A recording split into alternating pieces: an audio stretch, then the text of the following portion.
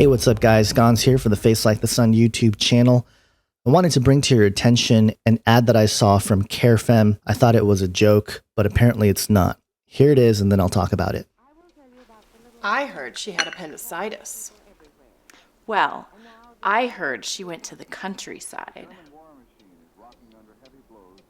Appendicitis. Oh, wait a minute.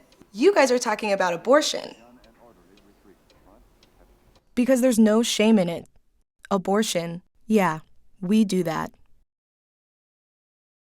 So, like I said, I thought this was a joke, but it's not. This is a real commercial, a real ad for this CareFem place. If you go to their website, here it is, CareFem, abortion, yeah, we do that. And you have some interesting things here. You have an About Us section that talks about CareFem believes it is time for a new approach to abortion care. And, you know, their whole idea is to bring new technology and best medical practices to focus on your unique needs. And that includes aborting a child. Well, this is a really kind of a difficult topic, and one that obviously there's a divide politically. You know, of course, this topic has become politicized because there's laws that they're trying to build around it. And I support the pro-life side, obviously. This is, I think, a biblical point of view. And I want to share some of that with you. First off, you have Jeremiah 1:5. It says, "Before I formed you in the womb, I knew you. And before you were born, I consecrated you. I appointed you a prophet to the nations." Now, this is God talking to Jeremiah, but it clearly shows that God knew those of us in the womb before we were formed even.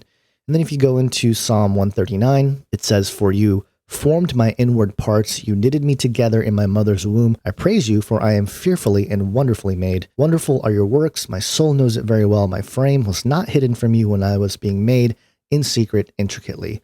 So again, God is taking active role in the process of the creation of a human being bodily inside the womb. And if we go to Exodus 21, verses 22 through 25, it talks about how anyone who kills a baby is considered someone who commits murder. So clearly, a human being, even in the early stages of pregnancy within the womb, is considered sacred life, biblically speaking. And even more, there are ties. I mean, you can make the connection here with child sacrifice. Now, I know most people that decide to get an abortion aren't sitting there going, "Oh, we, are sacrificing this child to this god Molech," or anything like that. But in the Bible, there are several examples of child sacrifice for false gods like Molech, like Ashtaroth, and others.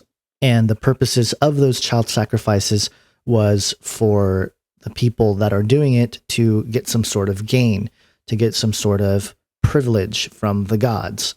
And while it's not a direct connection, it's pretty similar to those who decide to get abortions or abort their child if they're pregnant, just so they can maintain their lifestyle.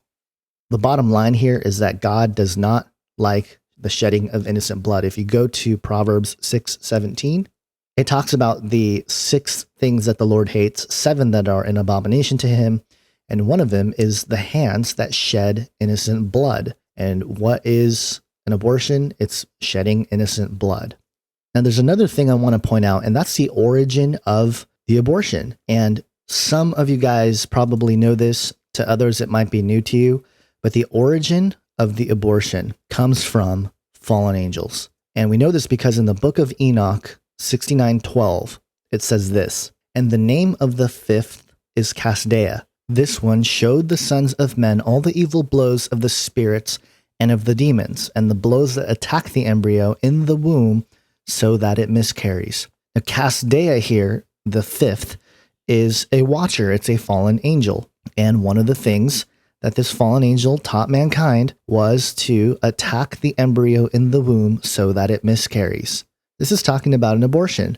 I think this is one of the earliest accounts of the abortion. Now, there may be something in Sumerian text that talks about it, but as far as I know, this is one of the earlier ones that talks about striking the womb, if you will, striking the embryo so that it dies in the womb, and it comes from a teaching of a fallen angel, a watcher. So again, the book of Enoch is not inspired, in my opinion, However, it is a historical text and it speaks very much into the things that are surrounding Genesis 6, and where it doesn't conflict with biblical principles, I think we can point out and we can consider, because this is something that is not mentioned by a lot of people who speak out against abortion. This whole idea that it comes from fallen angels, and maybe rightfully so, it just makes you sound crazy.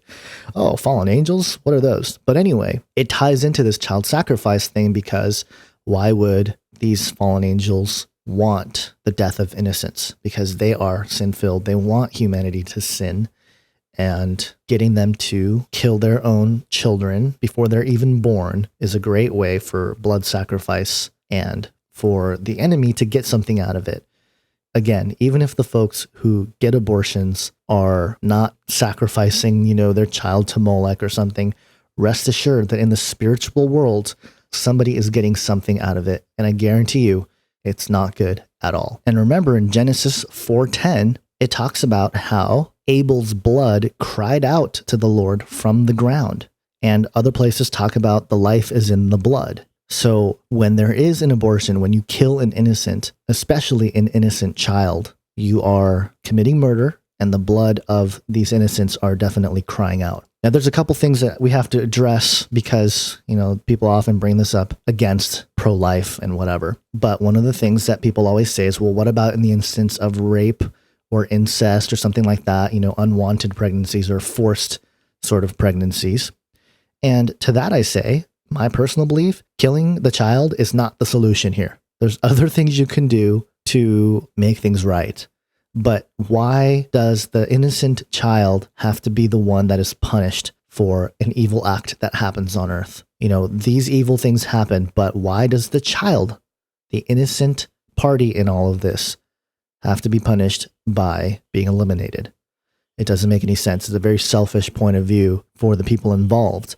Now, the second argument that you often hear is, what about when the mother's life is in risk? If they come to a situation where if they don't abort the child, the mother can die. This one's a bit harder, but I really think that in this situation, it's up to the couple. And hopefully they are surrounded by believers that are praying for them.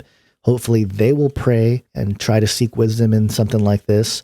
But I don't have a straight answer for this, because this is something that each individual will have to choose to do. And in that case, yes, it's sort of I guess you can call it a pro-choice position in this particular situation. But I think God can work miracles. I think God can move in certain situations like this. And so be praying for that, I think, over anything else.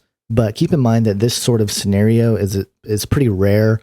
And when in general we talk about abortion and we talk about the political argument, if you will, between pro-life and pro-choice or whatever, we're not talking about situations like this. We're talking about lifestyle choice, maintaining a lifestyle, killing the innocent child to maintain a certain lifestyle. And so that's what we're referring to. These are exceptions to that. They're different situations isolated from that whole aspect of the argument. And again, there's no straight answer in that situation. And, the last thing that I want to mention, and this is very important because I am very close to somebody who has had an abortion, who's a sister in Christ. And just remember that God forgives sins. God, through faith in Christ, all sins can be forgiven. So if you're a woman and you've had an abortion, or if you're a man and you pushed or encouraged somebody to have an abortion, or if you happen to be a medical practitioner who performed abortions, you can be forgiven by faith in Jesus Christ. And that's the truth. That's the absolute truth. And it's unfortunate that this has become part of culture where it's almost cool or whatever, to have abortions. I mean, the fact that this CareFem thing, abortion, yeah, we do that.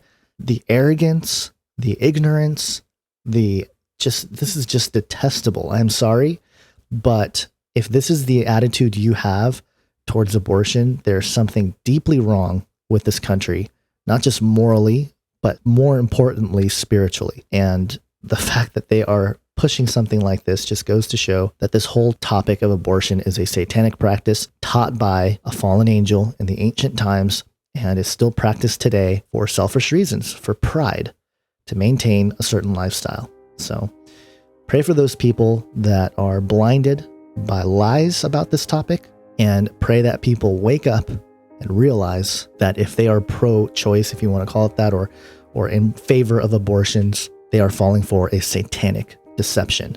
Thanks for watching, guys. God bless.